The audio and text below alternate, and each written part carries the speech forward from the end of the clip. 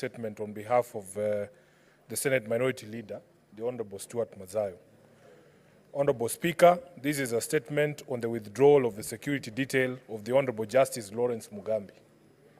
Mr. Speaker, sir, I rise pursuant to Standing Order 52.1 to make a statement on a matter of national and general topical concern, namely the withdrawal of the security of the Honorable Justice Lawrence Mugambi, Judge of the High Court of Kenya.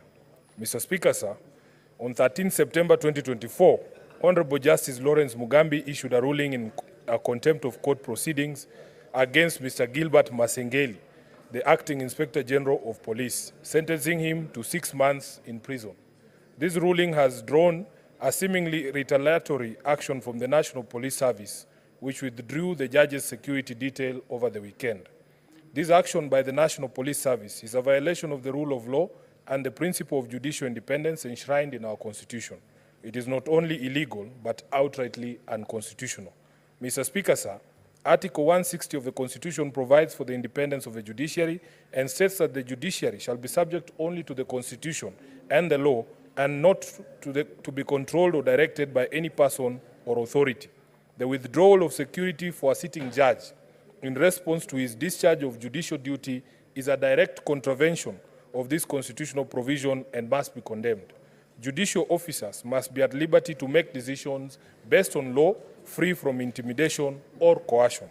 Mr. Speaker, sir, I strongly condemn the intimidation of Honorable Justice Lawrence Mugambi. We must all take cognizance of the appeal processes provided in our laws for any party who feels dissatisfied with a court ruling, rather than resort to revenge missions against the judiciary.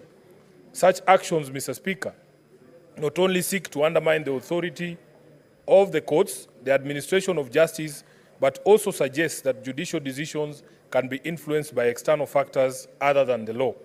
Mr. Speaker, sir, it is imperative that we take note of these actions by the National Police Service and their potential impact on our judicial system.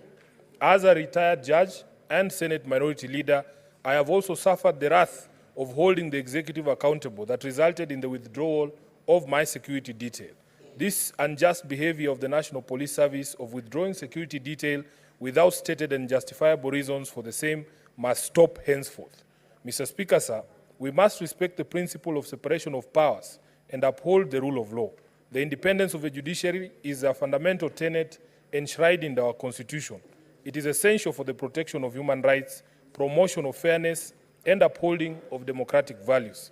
The judiciary must be allowed to operate free from external pressures and interference, ensuring that every case is heard and adjudicated based solely on its merits.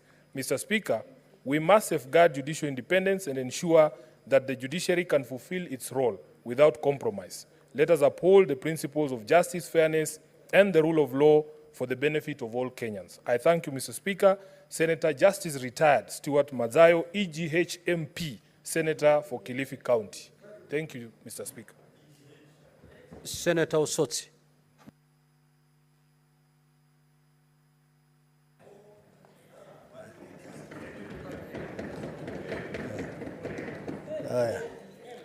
Mr. Speaker, sir, I rise pursuant to Standing Order